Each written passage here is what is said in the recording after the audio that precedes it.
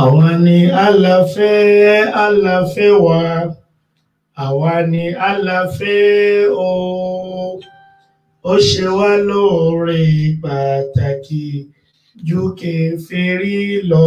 Allahu ṣe wá lóore pàtàkì ju kèfèrí lọ. Allah ṣe wá lóore pàtàkì. Òṣùbà rere o. Àwa mọ Ọlọ́run lọ́kan, àwa ò mọ Ọlọ́run mẹ́ta lọ́kan. Àwa ni aláfẹ́ aláfẹ́ wa, àwa ni aláfẹ́ o. Ó ṣe wá lóore pàtàkì ju kèfèrí lọ. Mo sì mọ Ọlọ́run lọ́kan, mo sì ò mọ Ọlọ́run mẹ́ta lọ́kan. Àwa ni aláfẹ́ aláfẹ́ wa, àwa ni aláfẹ́ o.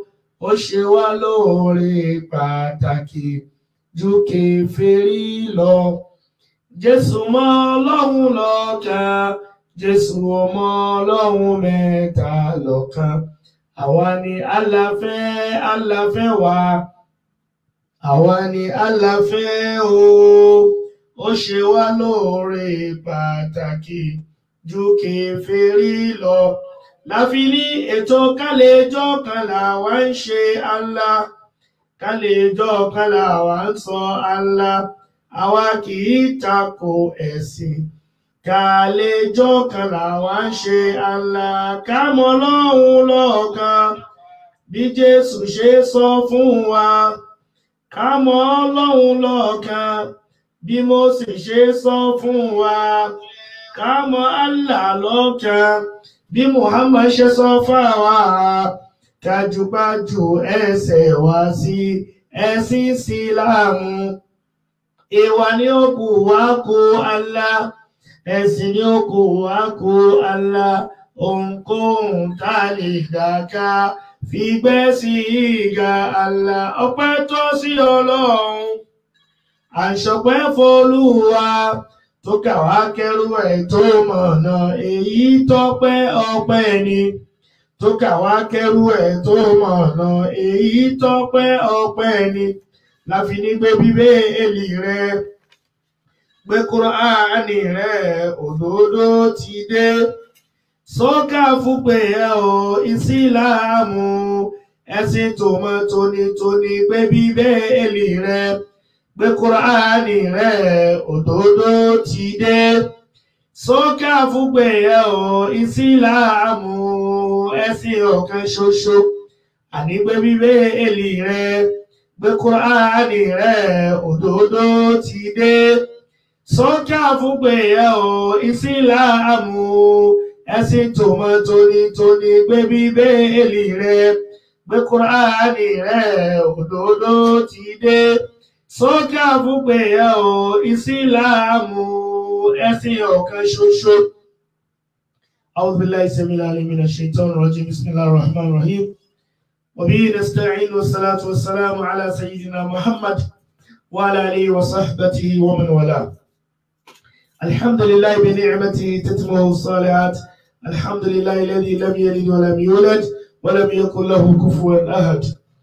الحمد لله الذي أنزل على عبده الكتاب ولم يجعل له عوجا قيما لينذر بأسا شديدا من لدنه ويبشر المؤمنين الذين يعملون الصالحات أن لهم أجرا حسنا ماكثين فيه أبدا وينذر الذين قالوا اتخذ الله ولدا ما لهم به من علم ولا لآبائهم كبرت كلمة تخرج من أفواههم إن يقولون إلا كذبا. أدوك فون الله adúpẹ́ fún Ọlọ́run ọba lẹ́ẹ̀kan sí. Àtọrọ ìkẹ́ àti ìgẹ̀ fún Ànábì wa Muhammad sallallahu alaihi wasallam. Ànábì tí Ọlọ́run fi ṣe òpin àwọn ànábì. Ànábì tó ṣe wípé lẹ́yìn ànábì mi ò ní dé mọ́. Ànábì tó ṣe wípé Ọlọ́run fún ní the final book and the last testament. Ànábì tó ṣe wípé tó bá dijọ́ pé ìdàlùkíámà òun ni ó tún ṣìpẹ̀ fún wa. Ìkẹ́ Ọlọ́run àti Ọlọ́run orí àjẹjẹ tán rẹ̀ kó máa bá ànábì náà àti àwọn ará ilé rẹ̀ àti àwọn sọ̀hábà rẹ̀. Àgbogbo àti àárín ní erípọ̀ òjíṣẹ́ Ọlọ́run bá náà ti dijọ́ kan yawma la yanfa'u malun wala banun illa man ata Allah bi qalbin salim. Ọjọ́ tó ṣe gbogbo tí ń jọ wá lójú láyé tá a kó jọ, whether from reliable source and or non-reliable. Ọjọ́ tí kankan ò ní wúlò ńbẹ̀, owó wa ò ní wúlò, ọlá wa ò ní wúlò, dúkìá wa ò ní wúlò, ọmọ wa ò ní wúlò, gbogbo tó wù kó máa jọ wá lójú láyé pátá ìkankan ò ní wúlò ńbẹ̀ illa man ata Allah bi qalbin salim. Àyàfẹ́ tó bá dọ́dọ̀ Ọlọ́run pẹ̀lú ọkàn àlàáfíà, àfẹ́ni tó bá ṣe tọ́lọ́run títí tó fi bọ́lọ́run pàdé, àfẹ́ni tó bá dọ́dọ̀ Ọlọ́run pẹ̀lú Islam, àfẹ́ni tó bá dọ́dọ̀ Ọlọ́run gẹ́gẹ́ bí mùsùlùmí, àfẹ́ni tó bá dọ́dọ̀ Ọlọ́run lẹ́ni tó pa òfin ẹ̀ mọ́, àfẹ́ni tó bá dọ́dọ̀ Ọlọ́run pẹ̀lú ọkàn tó mọ́. Àbẹ̀lọ́run Ọlọ́run kí ó má ṣe ìkà wá, kó má ṣe ìkà mí, kó má ṣe ìkà yín kún wọn. Ẹ dákun ẹ bá wa like, ẹ bá wa share program yìí torí tọ́lọ́run. Ọlọ́run kó ṣe dáadáa fẹ́ni kankan wa. Kí n tó bẹ̀rẹ̀ ètò, mo ní kí a má gbàgbé ABK Consultancy Limited tí wọ́n wà ní number 10 Awoniyi Elemo Street off Airport Road, Ajao Estate, Ìsọlọ̀. Àwọn ni wọ́n lè bá wa ṣe láti lọ kàwé lókè òkun in any university of our choice. Ó ti rọrùn, ẹ má bọ́ sọ́wọ́ 419, ẹ má jẹ́ ká 19 ABK Consultancy Limited. Àwọn ni wọ́n bá yín ṣe gbogbo university tẹ́ bá fẹ́ lọ láyé, wọ́n bá yín ṣe, yóò rọrùn bẹ́ẹ̀. Ọlọ́kọ̀ torí pé ọ̀rọ̀ Nàìjíríà ó ti lé ní ìsìn, ó ti di kẹlẹ́rù ya gbẹ́rù ẹ̀. Gbogbo àwọn tó ń kọrin pé yára bá mi gbẹ́rù mi ò bàbá, bá mi gbẹ́rù mi dórí, má ṣe dá mi dá bùkátà mi ò Jésù ọba iye. Àwọn àbáwọn tún kọ pé yára gbẹ́rù rẹ̀ ò ọmọ, má sọ Jésù di kẹ́tẹ́kẹ́tẹ́, yára kí o gbé bùkátà rẹ̀ ò Jésù kì í rẹ̀rù ìyà. So ìwọ ni kó Yorùbá kan bọ̀, wọ́n ní ẹlẹ́rù ní máa kọ́fẹ́, ẹlẹ́rù ní sì máa gbé níbi tó fúyẹ́. Ẹ rí pé ọ̀rọ̀ Nàìjíríà ti le púpọ̀ nísìn. So àwọn táwa fẹ́ lọ kàwé lókè òkun, ABK Consultancy Limited. Kódà táwa fẹ́ ṣe medicine ní odidi ọdún kan, ní san ju $4,000 lọ. Táwa bá ṣe medicine, táwa fẹ́ ṣe course méjì papọ̀ at the same time, a tún rí ṣe pẹ̀lú owó píníṣí tí ò gara púpọ̀. Ẹ̀rí bákan náà solar beams wọ́n bá wa illuminate ilé wa. Ọ̀rọ̀ NEPA yé wa kò tẹ̀sí ètò yé wa ń bẹ̀, Ọlọ́run nìkan ni kó là wá. Solar beams wọ́n bá wa illuminate ilé. Mo sì sọ ọmọ ní ẹ̀rí wàhálà ta ní Nàìjíríà ni pé a ní maintenance culture. Gbogbo ẹ̀ ní solar beams ni wọ́n kó dání.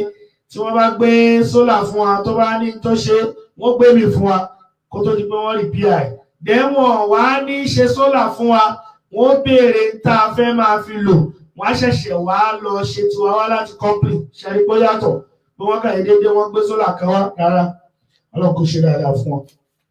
Now ní ọ̀sẹ̀ tí ó kọjá wá lọ, à ń sọ̀rọ̀ nípa ẹ̀rí pé topic kan láti mú náà láti bí oṣù bíi mélòó kan sẹ́yìn. The dilemma of the faithful Christians. This is phase 12. Ẹlẹ́ẹ̀kejìlá rẹ̀ tá a ṣe ní the dilemma of the faithful Christians. Mo kí ọ̀gá mi Sheikh Ridwanullahi Abolore Ibrahim. Wa alaikum salam wa rahmatullahi wa barakatuh. Ọlọ́run kó bá ṣàbá san ilé ẹ̀san olóore. Ọlọ́run kó bá dúró tì yín. Ọlọ́run ní fi ilẹ̀ láíláí o. Ọlọ́run sì ní pín in pa. La hawla wala quwwata illa billah ma bi inshallah. Lókè lẹ́wọ̀n lọ pẹ̀lú ògbọ́ Ọlọ́run. Mo kí ọ̀gá mi Eke Ọlá àlejò lówó. Wa alaikum salam wa rahmatullahi wa barakatuh. Ẹ káàbọ̀ sáà. Ẹ̀yin lẹ́kọ̀ọ́ wọlé ó yẹ kẹ́kọ̀ọ́ gbà kí lálẹ́.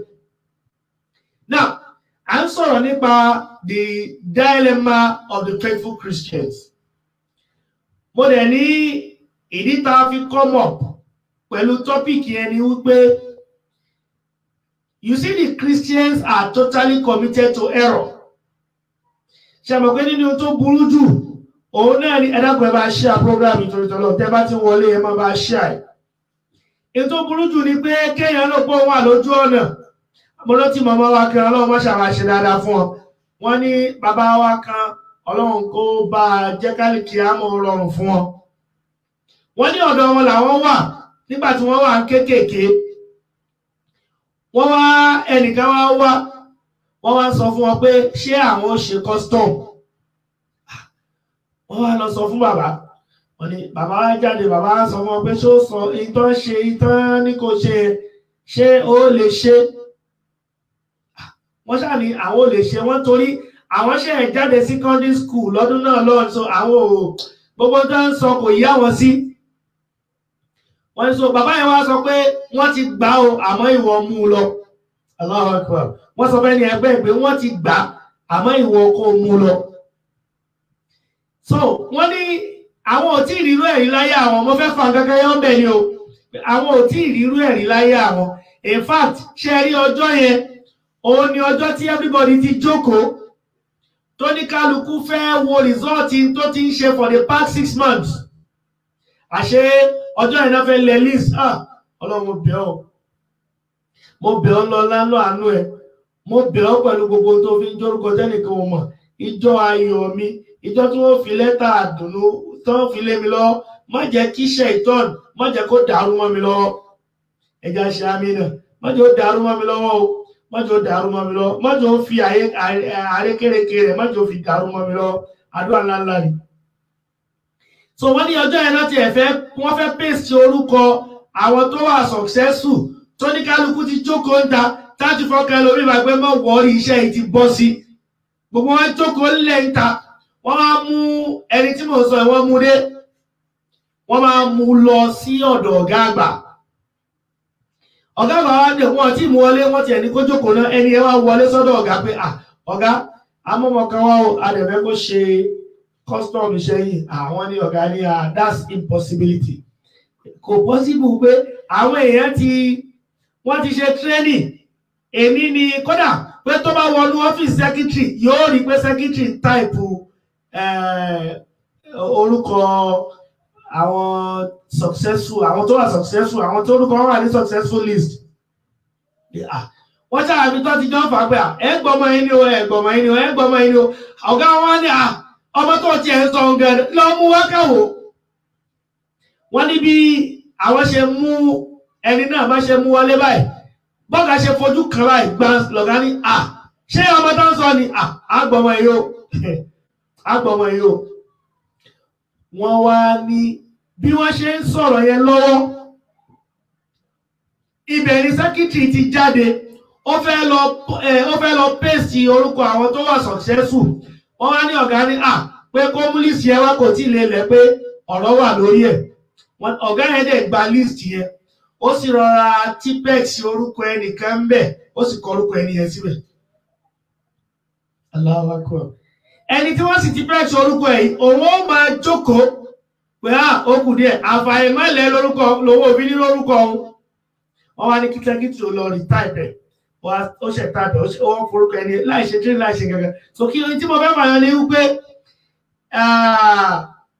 ẹ̀rí pé wọ́n ti perfect everything kó tó di pé wọ́n ṣẹ̀ṣẹ̀ yọ kúrò. Wàkàdálíkà bẹ́ẹ̀ náà ló ṣe ṣẹlẹ̀, ló ṣe máa ṣẹlẹ̀ sí àwọn tó wà totally committed to error. Because they are totally committed to error and they thought they are at the right path.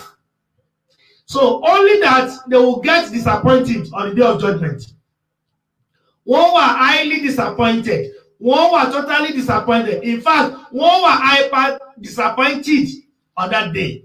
Torí pé wọ́n ti ń ro kan wípé àwọn làwọn wà lójú ọ̀nà pé irú wa yìí a kan waste time ara wa ni. Àwọn tún máa juwọ́ sí irú wa yẹn nínú náà. Bẹ́ẹ̀ sì ni ẹni tí wọ́n ń wò láwò sunkún tí ń wo rẹ̀ láwò rẹ́rìn bọ́rọ̀ wọn ṣe rí nìyẹn. Àwa gbọ́dọ̀ dákẹ́, a gbọ́dọ̀ máa ṣàlàyé ni. Torí pé tó bá ti jọ́ ọmọ ẹ̀dẹ̀ àlìkíyàmà tọ́lọ́ ń bá ń bi wọ́n léèrè wípé alámíyá tí kò nàbí. Wọ́n lè dáhùn pé kọ́lù bàlá kọ́díjà àdára dírú fakadhabna. Ṣùgbọ́n ìṣe wa òun ni wàhálà bẹ̀. Tábà fi lè dáhùn bẹ́ẹ̀ ó ti parí. Dandan ni fún àwa gbọ́dọ̀ sọ̀rọ̀. Jésù kan sọ, ó ní èmi kò lè ṣàìlọ́mọ́ wàásù lọ sí ìlú mìíràn pẹ̀lú nítorí ìdí èyí la ṣáàṣe rán mi. For this purpose I have been sent. Torí kó lè ṣe wáàsí. Ó sì tún gbé jáde náà pé wọ́n ní Bíbélì láti ọjọ́ náà ni Jésù ti ń wàásù wípé ẹ ronúpìwàdà, ìjọba ọ̀run kù sí dẹ̀dẹ̀. nítorí tó wá ṣe ni. So kí ọ̀rọ̀ má pọ̀ ní ọ̀sẹ̀ tó kọjá wa lọ à ń sọ̀rọ̀ nípa the authenticity of the Bible under the dilemma of the faithful Christians. Pé àwọn èèyàn wọ̀nyí ṣe wá wà báyìí nígbà tí èèyàn dé ṣọ́ọ̀ṣì tó ń ṣe ó ṣe ó Jésù a ò máa yìn ó ṣe ó Jésù Ọlọ́run ayọ̀ wa ó ṣe ó Jésù a ò máa yìn bàbá gbọ́pẹ́ tá mú wá fún wọn ó ṣeun èmi balẹ̀gbẹ̀rún àwọn ó ṣe Jésù ó ṣe fún yín olùgbàlà ó ṣe Jésù àti bẹ́ẹ̀ bẹ́ẹ̀ lọ.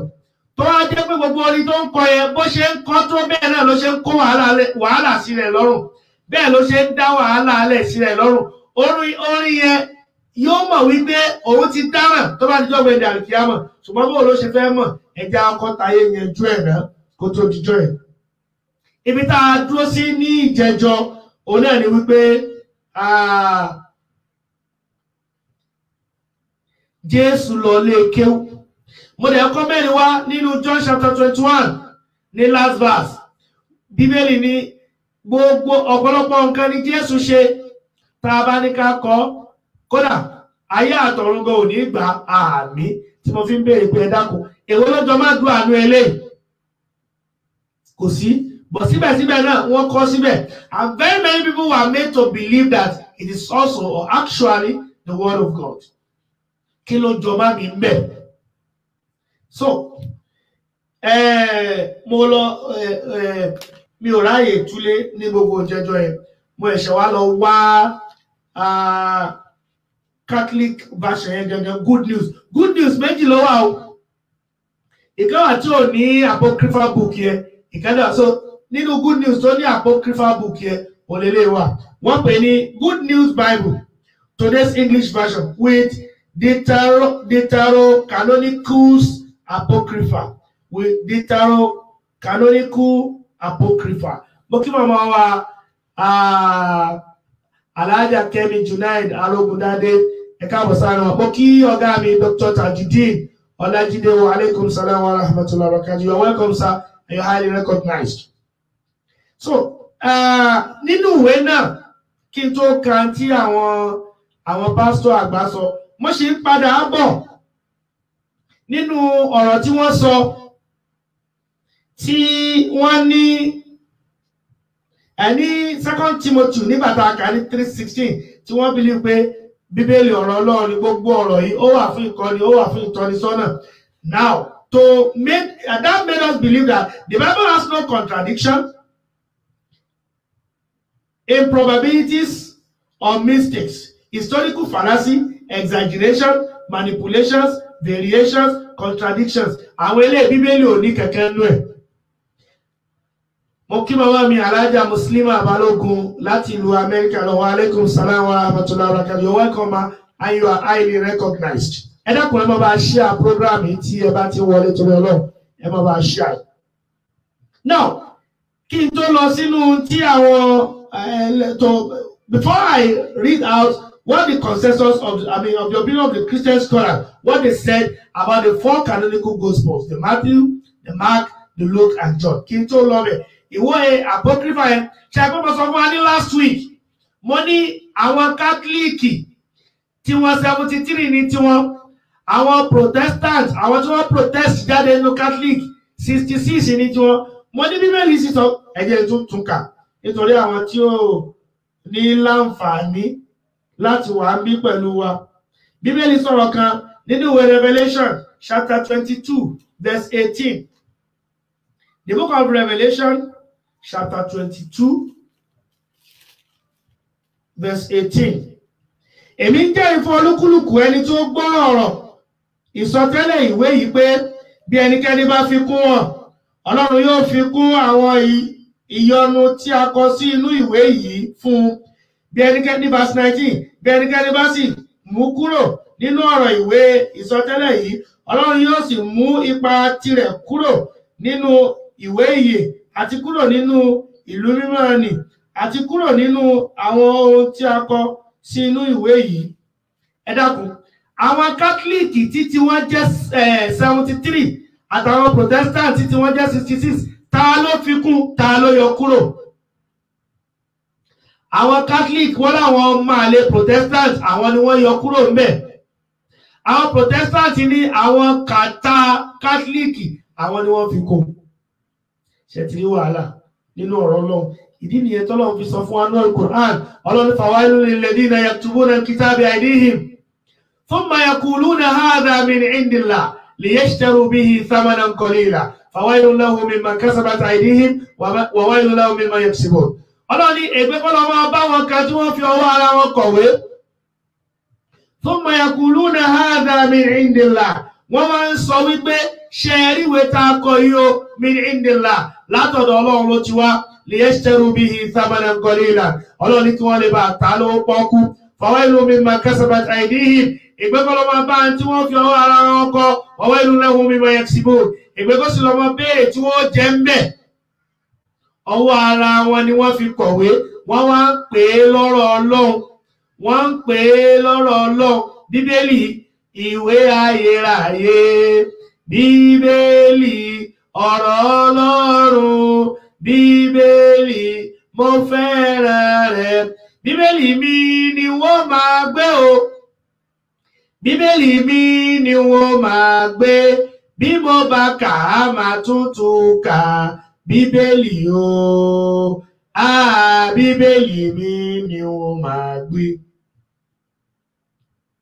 Now ẹ jẹ́ kí n kàn ka díẹ̀ nínú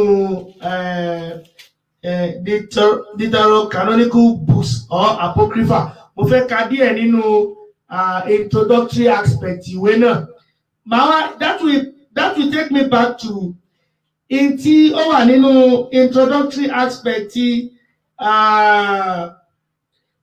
Revised Standard Version of the Bible.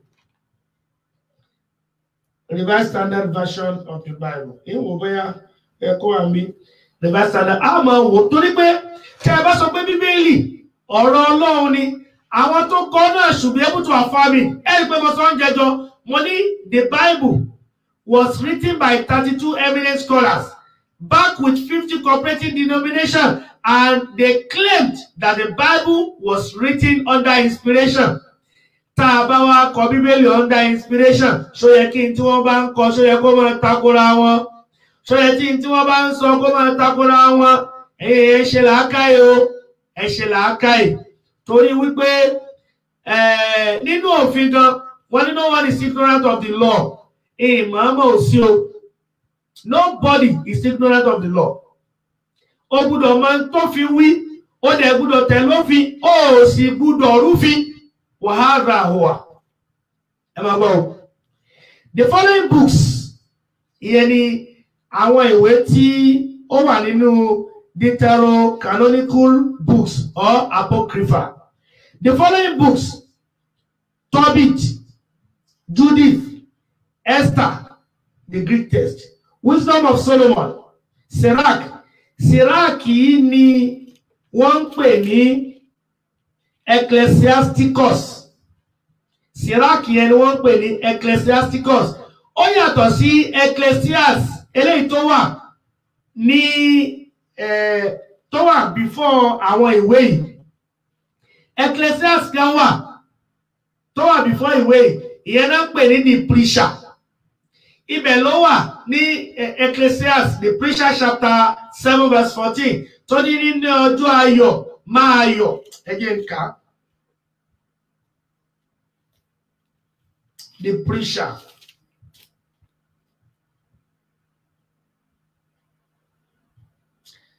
Ecclesias after proverb. Ìwé òwe yẹn kà ní Yorùbá. Ìwé òwe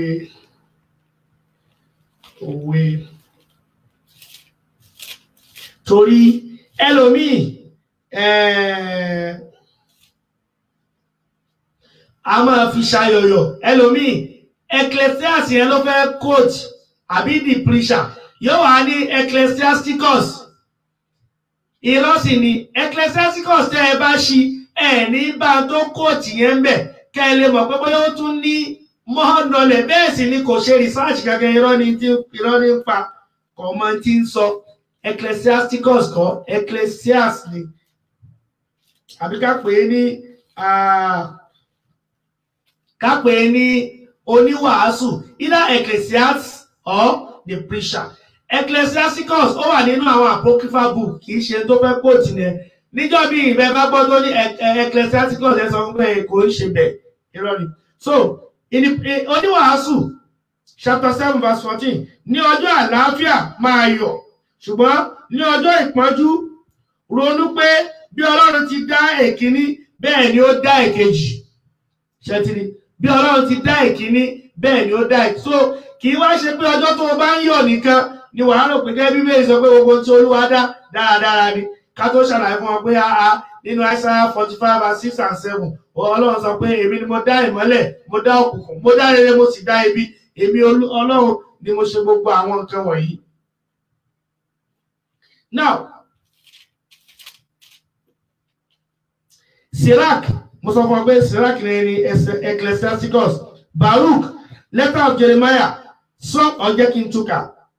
The following books: Tobit, Judith, Esther, the Greek text, Wisdom of Solomon, Sirach, Baruch, letter of Jeremiah, Song of the Three Young Men, Susanna, Belly and Dragon, First book of Maccabees, Second book of Maccabees, form part of the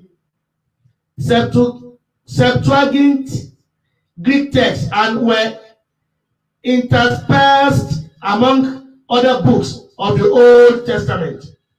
This Greek text was not only widely used by Jews, but was known as well by numerous God-fearing Gentiles who were attracted to the high moral teachings of the Old Testament, even though they had not themselves become converts to Judaism. One can thus readily understand how and why early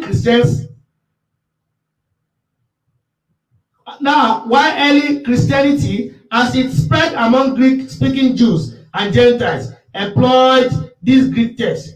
In fact, the majority of Old Testament quotations in the New Testament are based on this translation. Ìyẹn ni pé ọ̀pọ̀lọpọ̀ tí wọ́n jíwò apocryphal book ni wọ́n jíwò tí wọ́n fi kọ New Testament. Now, in 1546, at the Council of Trent, the Roman Catholic Church officially declared these books to be sacred and canonical and to be accepted with equal devotion and reference. Wọ́n ṣẹ̀ṣẹ̀ wá ń ṣe mítìnì kí wọ́n tó gbà pé ọ̀rọ̀ kan ọ̀rọ̀ lọ́ọ̀ni. Mo kí ọ̀gá mi His Excellency Alhaj Ọlálẹ́mí Ismail Abiodun Gani wa alaikum salam wa rahmatullahi wa barakatuh, the CEO of Bestab Hotels and Suites. Ọlọ́run ní ba iléeṣẹ́ náà jẹ́ kò ní bẹ̀yìn náà jẹ́ mbẹ́ wala hawla wala quwwata illa billah. Now, Catholics speak of these books as deuterocanonical to indicate that their canonical status as scripture was settled later than that of the proto-canonical books. Others usually refer to these books as apocrypha. At the time of the Reformation, Martin Luther did not regard these books as scripture. Ìyẹn ni pé arákùnrin Martin Luther kò rí gẹ́gẹ́ bí ọ̀rọ̀ Ọlọ́run, but as useful and good for reading. Ṣùgbọ́n tó bá jẹ́ wípé àmì tó bá pẹ́ fún kíkà ni ó wúlò ó sì dá fún kíkà nìkan kéèyàn kàkà. In his German translation of the Bible, he followed the practice of Jerome in placing them at the end of the Old Testament with the heading Apocrypha. Protestants generally continued his practice in their translations of the Bible into such languages as Swedish, Norwegian, Danish, Slovenian, French, Spanish, and English. Wọ́n ṣẹ̀ṣẹ̀ ń dìbéètì lórí pé ṣó yẹ ká yọ àbí ò yẹ ká yọ, so yẹ bá ká fi kún àbí ó yẹ bá ká fi kún so Allahu Akbar. Ọlọ́run ní ẹ̀rí alukur'an wa in kuntum fi raybin mimma nazzalna ala abdina. Ọlọ́run tẹ́ bá wà in doubt lórí tá sọ̀kalẹ̀ fún òjíṣẹ́ wa fa'tu bi suratin min mislihi, ẹ lọ mú súrà tó dà bẹ́ẹ̀ wá wad'u shuhada'akum min dunillah, kẹwàá lọ mẹ́lòmíì tó yàtọ̀ sọ́lọ́ bá wá in kuntum sadiqin. Mo kí ọba wa Ọlárẹ̀wájú Táíwò Àrẹ̀mú, wa alaikum salam wa rahmatullahi wa barakatuh, ẹ ṣeun. So ẹ lọ múrú ẹ̀ wá. Ṣé alukur'an ìdí nìyẹn ọlọ́kọ́ bó ṣàbà san àwọn ọmọ ẹ̀yà wa tí wọ́n ń ṣiṣẹ́ lórí alukur'an tí wọ́n ní ó ní error tí wọ́n sì wọ́n produce version error àkọ́kọ́ wọ́n rí mú wá tán wọ́n tún produce ẹlẹ́ẹ̀kejì wọ́n tún mú wá tán wọ́n tún produce ẹlẹ́ẹ̀kẹta wọ́n tún mú wá tán wọ́n tún wọ́n fẹ́ produce ẹlẹ́ẹ̀kẹrin. Subhanallah. Ìdí nìyẹn tí àwọn àgbà fà nígbà tí wọ́n ń sọ̀rọ̀ wípé tẹ́rjámà Quran kí wọ́n ṣètumọ̀ torí pé ẹni tó fẹ́ túmọ̀ nǹkan ẹni tó fẹ́ túmọ̀ èdè kan sí míì ó gbọ́dọ̀ gbọ́ èdè yẹn dáadáa, èdè tó fẹ́ tú yẹn ó gbọ́dọ̀ gbọ́ dáadáa, ó sì gbọ́dọ̀ máa lò èdè tó dẹ̀ fẹ́ tú sí yẹn náà ó gbọ́dọ̀ máa dáadáa, ó dẹ̀ gbọ́dọ̀ máa ìsìmáàlù èdè yẹn bí wọ́n ti lò kó tó ṣe pé ṣe jẹ́ jámọ̀. Ẹni tí Yorùbá rẹ̀ ò dá ṣáká tó dẹ̀ fẹ́ tú nǹkan sí Yorùbá ṣe pé yóò yíwọ́ èdè ìlú wọn ní ó máa lò fàpẹẹrẹ nísìnyí ẹwọ tí ń bẹ lọ́wọ́ ẹwọ ọwọ́ yìí àwọn kan ń pè ní àtàǹpàkò, àwọn kan ń pè ní àtàǹpàrà, àwọn kan ń pè ní òmùgògògò. Yorùbá kan náà ni wọ́n o, Yorùbá kan náà ni wọ́n o. Pẹ́pẹ́yẹ òun ló pọ̀ lọ́dọ̀ wa tá a máa ń sọ. Bàbá dáwọn ìlú mi wọ́n á máa pè ní pàǹgbá tẹ́ẹ̀ní mọ tí wọ́n ń wí. Pàǹgbá ni wọ́n ń pè pẹ́pẹ́yẹ. Inú pọ́pọ̀ ń sìn àwọn kan ń pè ní ìbẹ́pẹ, àwọn kan ń pè ní dẹ̀dẹ̀rẹ́kún, àwọn kan ń pè ní ọ̀gùdùgbẹ̀, àwọn kan ń pè ní ògòlòmàṣí. Yorùbá ní gbogbo wọn, Yorùbá ní gbogbo wọn. So which means pé ẹni tó ẹjẹ́ tún mú mi wá. Tá a bá sọ pé for example sí pé èèyàn ní akọ ọba, ẹ tó bá gbé Bashman, Oliman, wa alaikum salam wa rahmatullahi wa barakatuh. Èpì tí ẹ̀rí pẹ̀lú sálámà. Àwọn Bashman, Oliman, àwọn gbé èbó tí wọ́n torí London ni wọ́n wà. Ẹ bá wa tú akọ ọba sí èbó. Bẹ́ẹ̀ni, ẹ bá wa tú akọ ọba, ẹ bá wa tú sí èbó. Torí pé Quran ò lè ní contradiction. Ṣùgbọ́n kò possible èyí tí wọ́n kó jọ tó yàtọ̀ sí Al-Quran, àdìsí lè ní contradiction dáadáa. So a gbọ́dọ̀ fight yẹn, but Quran Ọlọ́run ló kànlẹ̀ fi sọ bẹ́ẹ̀ pé Al-Quran kò ní contradiction pàápàá bó ti wulẹ̀ kó mọ. Ẹ bá wa Sheikh Ridwan Abọ́lọ́ ìgbà ẹ̀yin lẹ wà ní Amẹ́ríkà, ẹ bá wa tú akọ ọba, ẹ bá wa tú sí èbó. Náà nísìn ẹnìkan fẹ́ translate Yorùbá, ó fẹ́ translate ẹ̀ sí English, ó wá gbọ́ tó wọ́n pé ìtí ń ṣọmọ yẹn akọ ọba ní o. Ẹ ti rí bá iṣẹ́ male fever láwà pé tẹ́gbẹ́ tàbá gòbà ẹ̀ bí wọ́n ṣe pé akọ ibà ṣe àwà sọ pé male fever. Ó ti ẹ̀dá ọ̀lẹ́gbẹ̀wọ̀ ọjà àwọn afárímọ̀ kọ́lá ládìrí fakọ̀dẹ̀ àjábà bẹ́ẹ̀ bá ti ní I don't know ó ti dáhùn. Lè mọ̀ because you are not used to all those things, you are not used to them. So ọ̀tọ̀ ní bí èbó ti pé tiẹ̀, ọ̀tọ̀ ní bí èbó bó ṣe ń pè, ọ̀tọ̀ ní báwa ṣe ń pè tiwa níbí. So ẹni tó fẹ́ mọ̀ nǹkan yẹn, meanwhile ọ̀pọ̀lọpọ̀ àwọn tí wọ́n ń tú kínní, ọ̀pọ̀lọpọ̀ àwọn tí wọ́n ń sọ̀rọ̀ yìí, ọ̀pọ̀lọpọ̀ wọn kì í ka Yorùbá yìí. Ọlọ́run ṣàwà ṣe dáadáa fún Ustaz Jamiu Adégúnwà. These are the challenges we face nígbà tá a bá wà níbi wáàsí.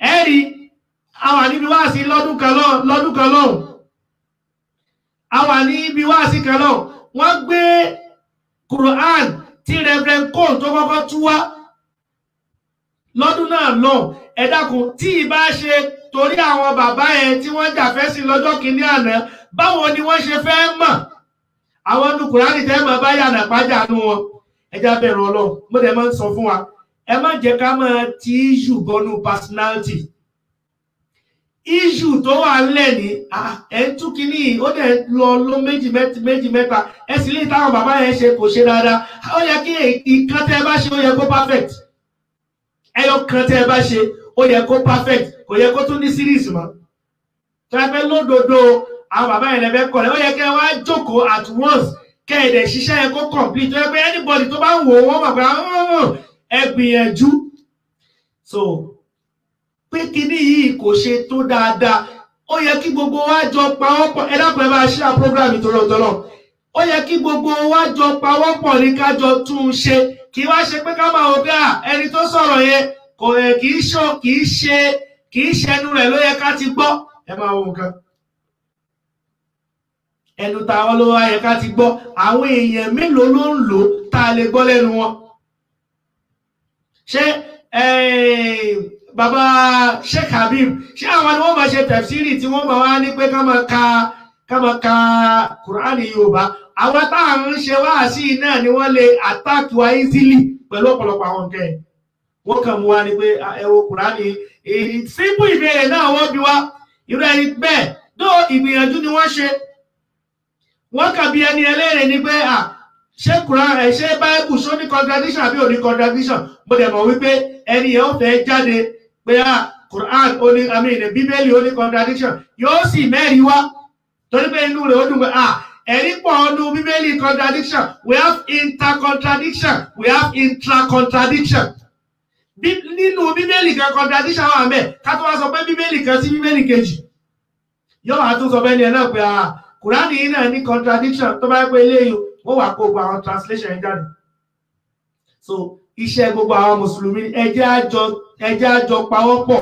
ká tún kíní ìṣe kì í ṣe pé ká máa wá wò pé kò yẹ kí ọ̀rọ̀ yìí kò yẹ kó jáde látẹnu ẹnìkan ẹ ti ń ti issue ẹ ti ń ti bọ̀nù personality so òun ló fà á ló fi jẹ́ pé àwọn àáfàá wọ́n agree wípé tọ́bàtì ẹ̀wà ni wọ́n fẹ́ tú alukur'an lárúbáwá rẹ̀ ò gbúdọ̀ kúrò lẹ́gbẹ̀ẹ́ rẹ̀ yóò jókòó tì so ẹ rí i pé nísìn gbogbo àwọn tẹ́jámà tí wọ́n ṣe yẹn bó ṣe ní problem yìí sì lárúbáwá rẹ̀ ò ní problem yóò jókòó tì so ẹ tó bá ń ka lárúbáwá yóò fi èwo ni àwọn èyí tú àti wàhábì kàtẹ́nìkan tọ́lọ́ ní inna alayna hisabahum thumma inna alayna iyabahum ọlọ́ni inna alayna hisabahum ọlọ́run sọ pé ìyà ti bá wọn thumma inna alayna iyabahum ọlọ́ni ìyà ti bá wọn thumma inna alayna hisabahum ọlọ́ni òṣì ti bá wọn ẹni ẹ sì tú bẹ́ẹ̀ ó sì jẹ lọ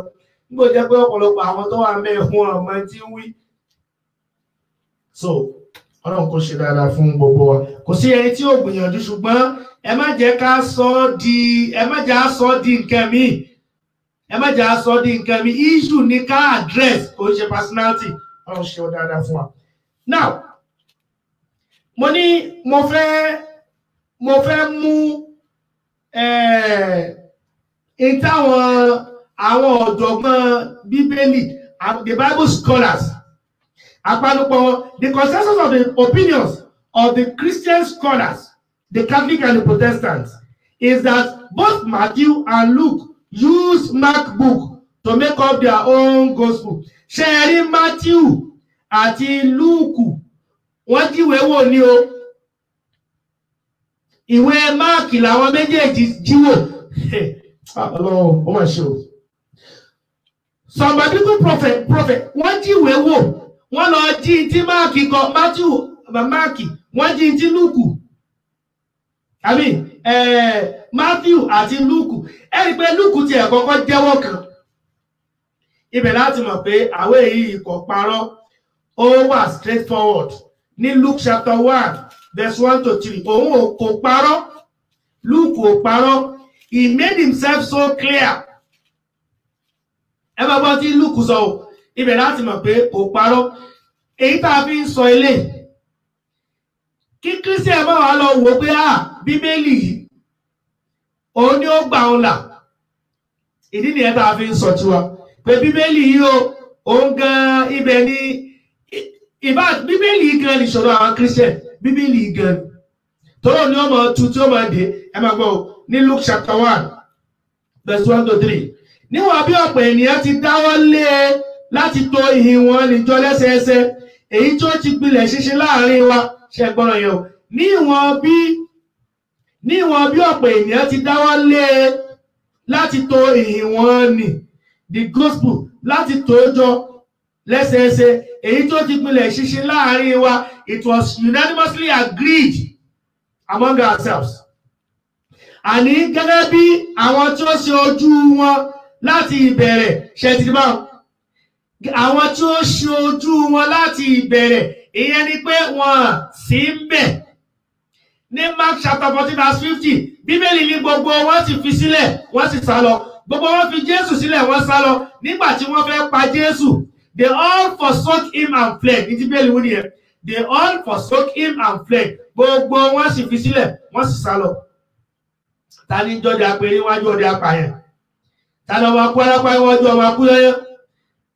Àwọn tá à ń sọ yìí, they fellowship with Jesus, they dine with him, they sleep together, they travel together, they do a lot of things together. In fact, they perform miracles together, they preach together, they worship together, they do all sorts of things together. Àwọn ènìyàn ìgbà wàhálà dé bíbélì gbogbo wọn sì fi sílẹ̀ wọ́n sì sá lọ.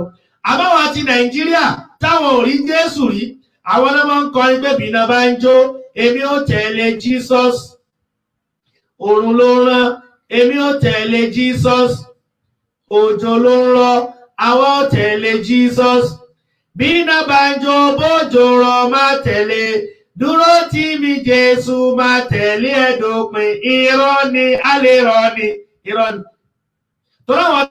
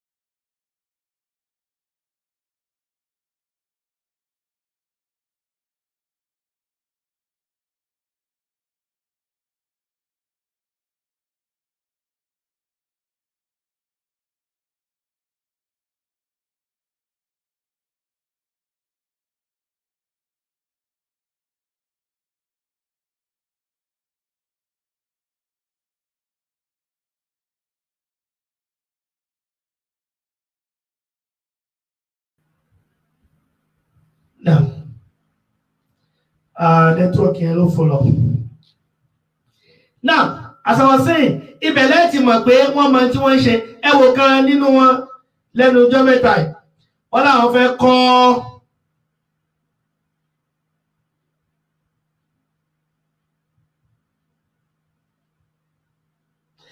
fẹ́ kọ́ church tó ní 100 capacity. Ẹ mọ̀ wọn kan. It is only in Nigeria tí a ta ilé iṣẹ́ tá a fi kọ́ church tá a mọ̀ abẹ́ lọ́n pé Ọlọ́run kó pèsè iṣẹ́ fún wa. Abẹ́ ni pé wọ́n ti gẹ̀ẹ́tì wa. A ta ilé iṣẹ́ wọ́n fi kọ́ ṣọ́ọ̀ṣì, a mọ̀ wá bẹ̀ Ọlọ́run pé kọ́lọ́run ó ṣe iṣẹ́ fún wa. Ẹ dákun ṣáà ti fọwọ́ ara wa, ṣáà ti fi para wa. Bàbá Ọlọ́run ṣẹ̀gẹ́ṣẹ̀. Ọlọ́run àwọn èèyàn nílà aká ẹgbọ́ wọ́n ní ẹpẹ̀lẹ́ sá o ẹlẹ́ tún fẹ́ kọ́ chọ́ọ̀chì tó ní 100 capacity ṣe ẹ ṣàfẹ́ mú gbogbo àwọn èèyàn lẹ́rú pẹ̀lú gbogbo bẹ́ẹ̀ ṣe lẹ́yìn ṣàdúrà náà rádúrà ṣe fún Nàìjíríà kọ́lọ́run bá wa gbógun ti gbogbo wàhálà tó ń ṣẹlẹ̀. The only thing ni pé ẹ̀ ń takò jọba. Ẹ̀yin ò ṣe ṣàdúrà kí gbogbo tó ń lọ ńlẹ̀ kó gbogbo tí ń rùn kó lọ ńlẹ̀. Ẹ̀rí tọ́ba tó wá fẹ́ gbowó lọ́wọ́ àwọn èèyàn wọ́n wọ aṣọ funfun wọ́n wọ ṣòkòtò funfun wọ́n wọ bàtà funfun bàbá ọlọ́ṣun ọlọ́ṣun ṣẹ̀ǹgì ìṣẹ̀. Ìkan nínú wọn mò ń wò lánàá tó ní ó dàbẹ̀ ni pé kí kòró ìkọ́mọ́ kúrò ń bẹ̀ mọ́ ni. Ó nítorí pé nínú kòró yìí ló ń ra the third private jet. Ẹ dákun ṣé wọ́n ń prepare for rapture ni? Ṣé gbogbo Christian ń prepare for rapture ni?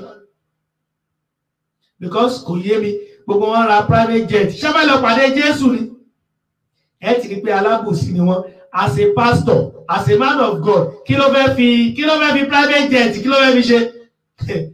Yóò gùn lọ sọ́mọ̀ ni àbí yóò lọ pàdé pẹ̀lú Ọlọ́run. Iṣẹ́ wọn ní ń jẹ́. Ibo ló ti rówó? Owó nínú owó aláta tí wọ́n dá sí wọn lọ́wọ́ yìí náà, òun náà ni wọ́n fi ń ṣayé. So, now, some biblical prophets wrote some books that were not canonized. Àwọn ìwé kan tún wá wà tó jẹ́ wípé wọ́n kọ ṣùgbọ́n kò sí nínú Bíbélì, wọ́n canonize ẹ̀. Kò wà nínú ìwé tí wọ́n canonize tó wà nínú Bíbélì wọ́n pọ̀. Kódà nínú ẹ̀ náà ni Gospel of Judas. Ṣé ẹ mọ̀ pé Judas náà kọ̀wé? Ìjà a mọ̀ wípé Judas náà kọ̀wé, wọ́n àgbàwé Judas wọlé. So ló fi jẹ́ pé kí ló ń ṣe àwa Mùsùlùmí lónìí? Kí ni wàhálà wa? Ṣé dandan ni kéèyàn wà lórí mọ́sáàbù ti ẹni? Nígbà tí mọ́sáàbù mi tún wà, tá a tún lè tẹ̀lé. Ṣé dandan ni kó tẹ̀lé mọ́sáàbù ẹni? Ó ṣe wá di pé ẹni tí ò bá ti tẹ̀lé mọ́sáàbù tiẹ̀ ó ti di kèfèrí, àbí kìí ṣe Mùsùlùmí dáadáa, àbí kò rí nǹkan dìmú. Why your own school of thought? Never kick against anybody's opinion. Òun ló mọ nítorí tó bá dẹ̀ rí pé lọ́dọ̀ tiẹ̀ kò ṣe dáadáa tó mọ̀ wá bàbẹ̀ lọ. Ètò kù nìyẹn. Ẹ máa wo àwọn ìwé yìí o. Book of Jesha àti ẹ̀gbúrò òyìn rárá. The book of War and the books of Arnon àgbọ̀rí. Acts of Solomon àrírí. Book of Prophet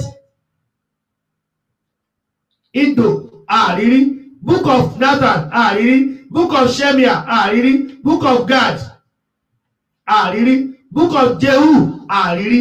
Gbogbo àwọn ìwé ìsìnrè ó wà nínú àwọn ìwé tí wọ́n yọ kúrò náà. Wọ́n ẹ̀ṣẹ̀ wá ń deliberate lórí ẹ̀.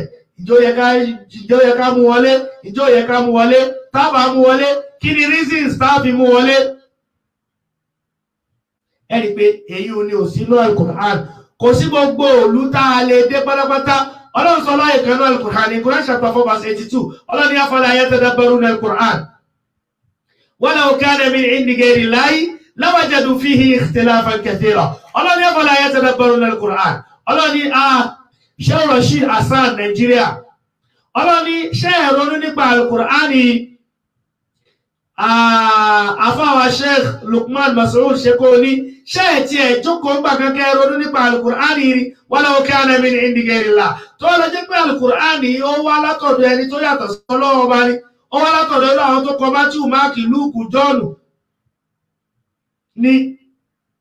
لَوَجَدُوا فِيهِ اخْتِلَافًا كَثِيرًا. You could have found in it a lot of variations, a lot of discrepancies, a lot of historical fallacies, variations, contradictions. Torí wípé tanzilu min rabbil alamin. Ọ̀dọ̀ Ọlọ́run nìkan ló ti wá. Ọ̀rọ̀ Lúùkù tí mo ń kà lọ lẹ́ẹ̀kan. Ó ní níwọ̀n bí ọ̀pọ̀ ènìyàn ti dáwọ́ lé láti tò ìwọ̀n níjọ lẹ́sẹẹsẹ. Àní èyí tó ti gbilẹ̀ sí láàrin wa.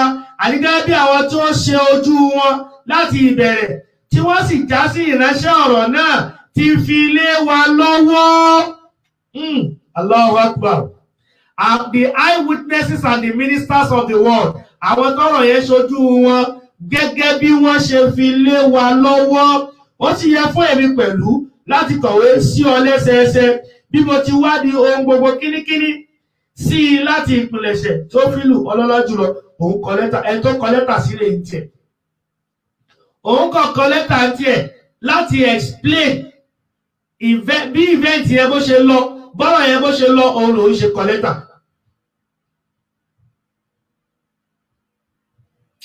mọ̀ṣọ́ lọ́mọṣọ́ wa lọ́nà ìwé ilẹ̀ nìkan wà á gbé lọ́wọ́ tí ó máa pè lọ́rọ̀ Ọlọ́run tí ó máa wá pọ́n tí ò ní jẹ́ agbádùn. My Bible says this, my Bible says that, my Bible says this, my Bible says that.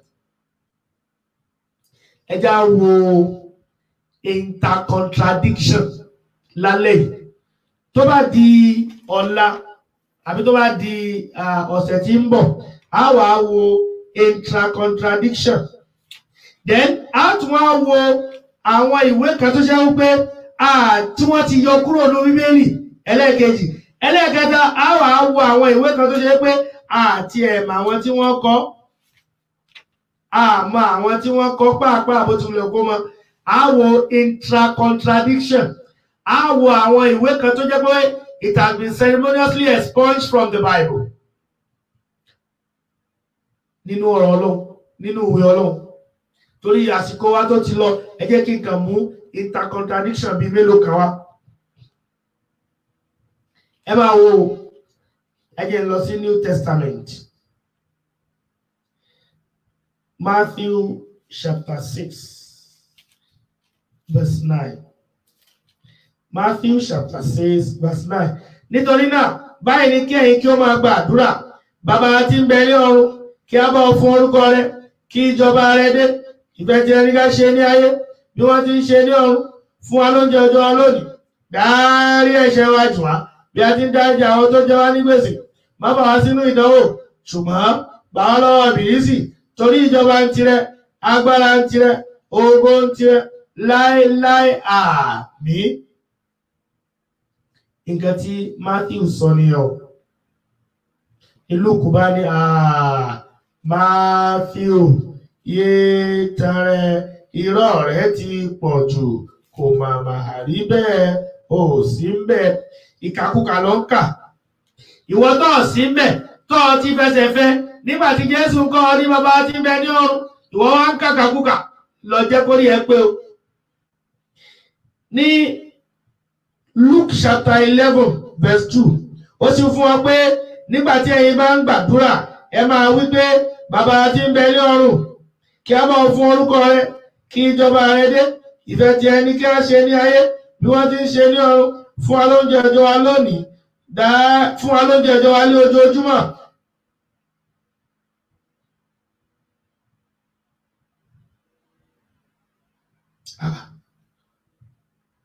Fún wa lóúnjẹ ọjọ́ wa ní ojoojúmọ́, kí o sì dárí ẹ̀ṣẹ̀ wa jì wá, nítorí àwa tìkálára pẹ̀lú a máa dáríjì olúkúlùkù ẹni tí ó jẹ wá ní gbèsè. Má sì fà wá sínú ìdánwò, ṣùgbọ́n gbà wá lọ́wọ́ bìlísì. Ó sì wí fún wọn pé ta ni wọ́n ti yọ torí ìjọba ń tirẹ̀, agbára ń tirẹ̀, ògo ń tirẹ̀, láéláé àmín. Wọ́n ti yọ kúrò. Allahu Akbar. Intercontradiction. Intercontradiction nínú rẹ̀ gan. Torí ìjọba ń tirẹ̀, agbára ń tirẹ̀, ògo ń tirẹ̀, láéláé àmín. Lúùkù ti yọ dànù ń tirẹ̀. Ó sì wà ní Matthew. Ó dà. Exodus chapter 33. The book of Exodus chapter 33 verse 20. Ní mú ajú méjì ẹ lọ nítorí àsìkò wa. Exodus chapter 33 verse 20. Olúwa sì wí fún Mósè wípé ìwọ kò lè rí ojú mi, nítorí tí kò sí ènìyàn kan tí rí mi tí sì yè. Instruction Ọlọ́run lélẹ́yìí o. Olúwa sì wí fún Mósè wípé ìwọ kò lè rí ojú mi, nítorí kò sí ènìyàn kan tí rí mi tí sì yè. Ẹ máa wo.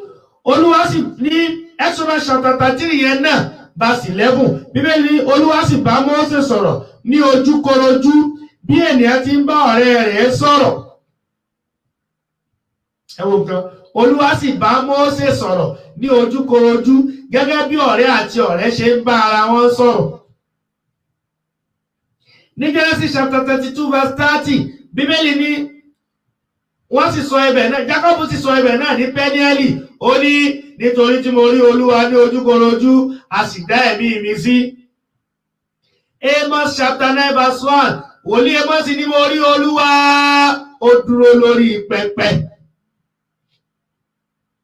Intercontradiction ibi kan tiẹ̀ wà.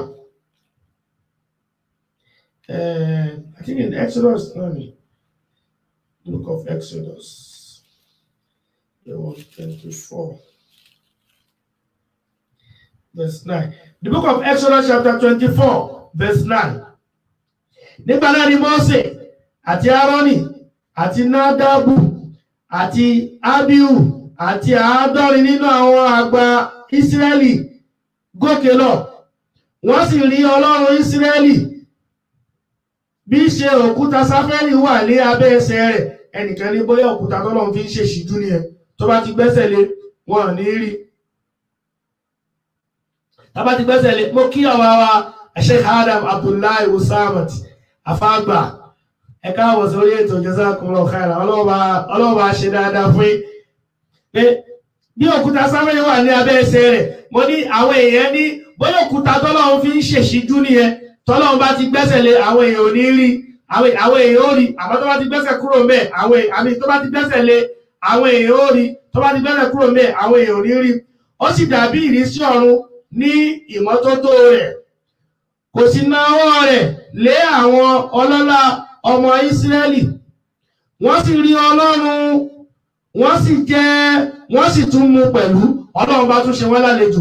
Kì í ṣe pé wọ́n rí Ọlọ́run nìkan, Ọlọ́run tún wá ṣe wọ́n lẹ́gbàá. Ẹ jókòó, bíjù rè, ẹ jókòó, kóòkì rè, ẹ jókòó, fáńtà rè, ẹ jẹun síbi Ọlọ́run lọ́rùn.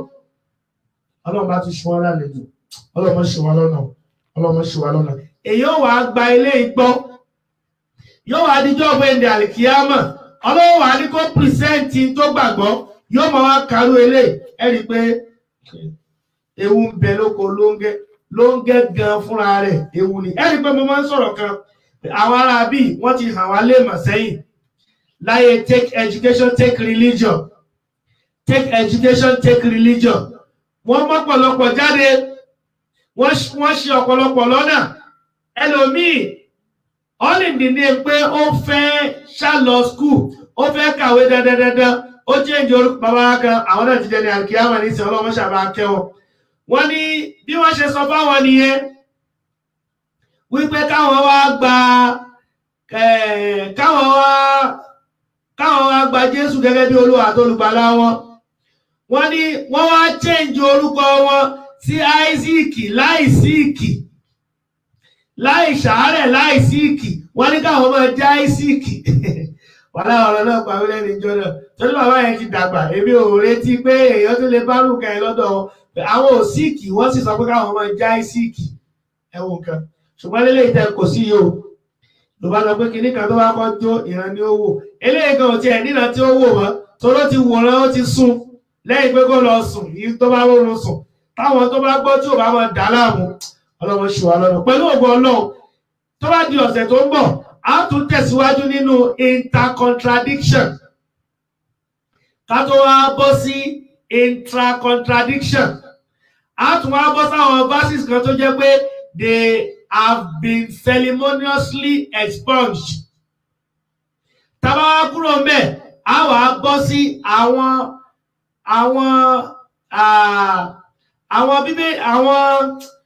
àwọn text Bible kan tó jẹ́ pé àmẹ́ni tó kọ wọ́n, tá àmọ́ ọ̀tọ̀ wọn nínú Bíbélì. Àmọ́ ọ̀tọ̀ wọn, wọ́n sì kó bẹ̀.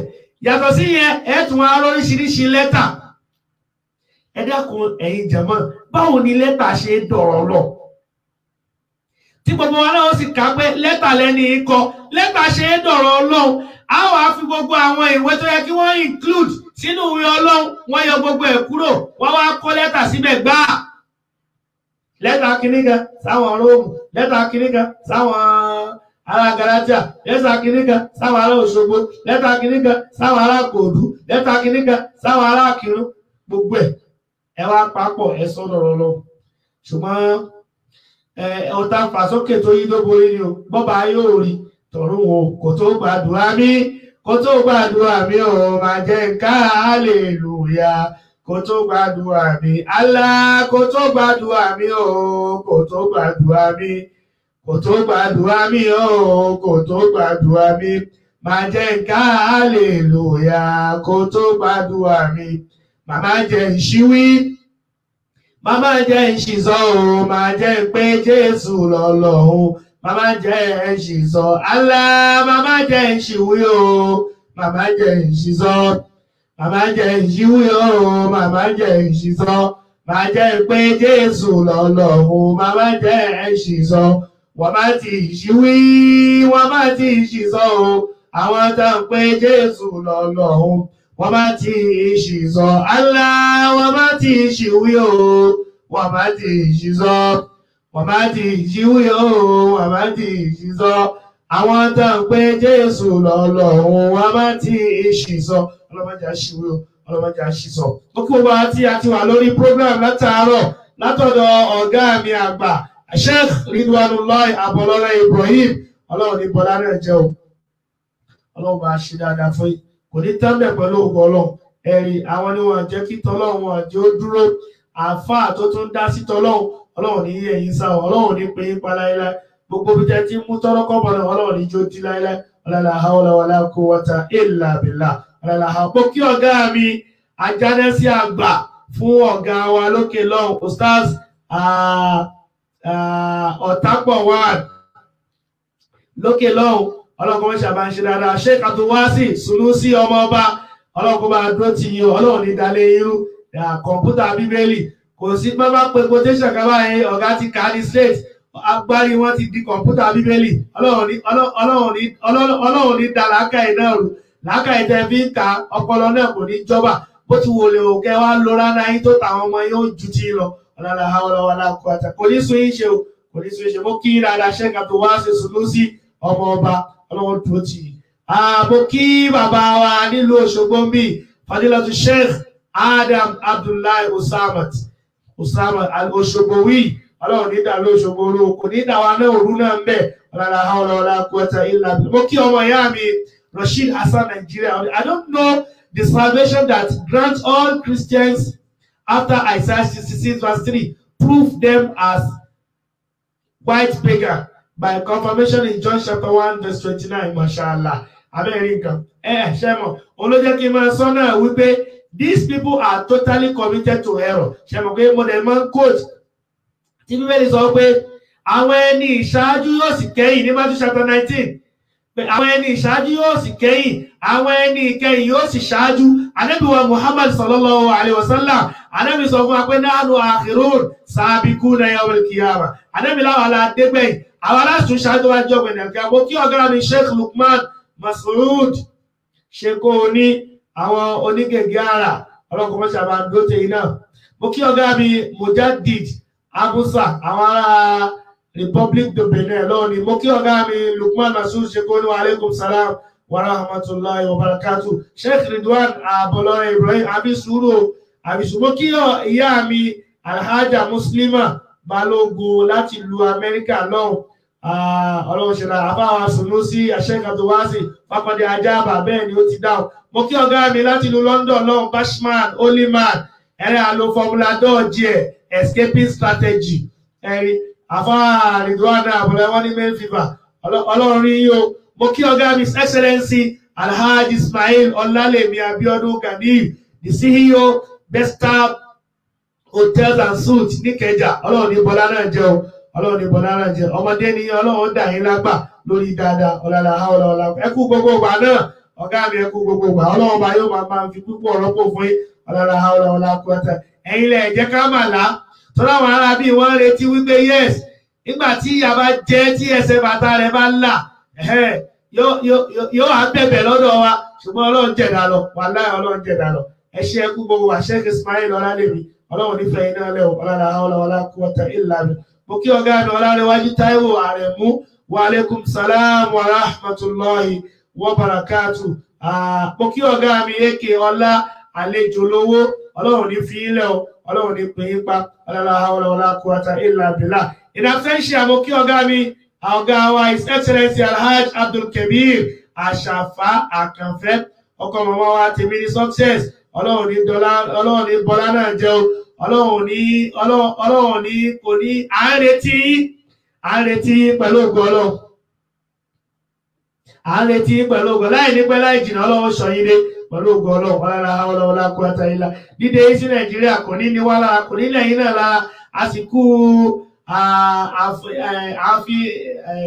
àfojúsùn ètò èyí tí a fẹ́ ṣe ọlọ́run bá lè kí ọlá yóò bá fi báríkà sí kò wá ní ṣe lópin oore kò ní ṣe lópin oore ọlọ́run tún ṣe oore bẹ́ẹ̀ fọ́pọ̀lọpọ̀ èyí tó pọ̀ ọlọ́run ṣe fún èyí tó pọ̀ rẹ̀ ọlọ́run ṣe fún yín ọlọ́run àwọlá bẹ́ẹ̀ náà gbogbo àwa tí oore yẹn náà ń wù ọlọ́run ṣe bẹ́ẹ̀ fún wa wala hawla wala quwwata illa billah allahumma la tad'a lana dhanban illa ghafarta wala hamma illa farajta ولا دين إلا قضيته ولا حجة من حوائج الدنيا والآخرة إلا قضيتها يا أرحم الراحمين ربنا آتنا في الدنيا حسنة وفي الآخرة حسنة وقنا عذاب النار وصلى الله على سيدنا محمد وعلى آله وأصحابه الأخيار وسلم تسليما كثيرا اللهم نحن عبادك وابن عبادك وابن عمتك ناصية بيدك ماض فيها حكمك عدل فيها قضاءك نسألك الله بكل اسم هو لك سمعت به نفسك أو أنزلته في كتابك أو علمته أحدا من خلقك أو استأثرت به في الغيب عندك أن تجعل القرآن ربيع قلوبنا ونور صدورنا واجلاء حزاننا وذهاب همومنا وهمومنا